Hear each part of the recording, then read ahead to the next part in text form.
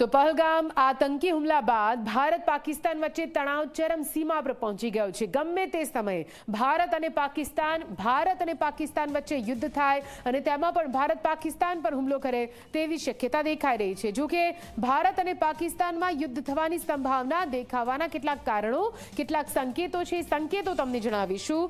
ભારતે આક્રમણ નામથી કર્યું છે યુદ્ધાભ્યાસ। જી હા, આક્રમણ નામથી યુદ્ધાભ્યાસ કર્યો છે, જે સૌથી મોટો સંકેત છે કે આખરે કોના પર આક્રમણ કરવાનું, તો પાકિસ્તાન પર, નાપાક દેશ પર। 27 દેશોના રાજદૂતોને બોલાવીને આ ઘટના અંગેની જાણકારી અપાઈ છે। એટલે કે વિદેશ નીતિ અને પૂરી દુનિયામાં જે એક સંદેશ પહેલાથી આપી દેવામાં આવ્યો છે, પરંતુ કેવી રીતે જો આક્રમણ કરીએ છીએ તો કેવી રીતે આ 27 દેશોને સાથે રાખવાના।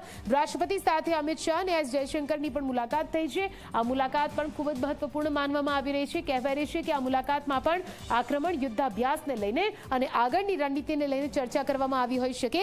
સરકારે સર્વદળીય બેઠક કરી છે, જ્યાં વિપક્ષને પણ વિશ્વાસમાં લઈ લીધું છે। વિપક્ષને સાથે રાખીને દેશને લુહાણ કરનાર એ આતંકી દુશ્મન પર કઈ રીતે આક્રમણ કરવું તેના માટે તૈયારી પ્રધાનમંત્રી નરેન્દ્ર મોદીએ બિહારથી અંગ્રેજી ભાષામાં સંદેશ આપ્યો। તે પણ એક મોટો સંદેશ માત્ર દેશ અને પાકિસ્તાન નહીં, પરંતુ દુનિયાના તમામ દેશો માટે જે નજર ટકાવીને બેઠા છે કે ભારત હવે શું કંઈ કરી શકે છે। પાકિસ્તાન અરબ સાગરમાં મિસાઇલ પરીક્ષણ પણ કરશે, મિસાઇલ પરીક્ષણ કરી પણ રહ્યું છે। ગઈકાલે પણ આઈએનએસ સુરત પરથી જે મિસાઇલ પરીક્ષણ કરવામાં આવ્યું તેમાં પણ સફળતા મળી, એ પણ એક મોટો સંદેશ હતો। રશિયન મીડિયાએ બંને દેશમાં પરમાણુ યુદ્ધની શંકા દર્શાવી છે।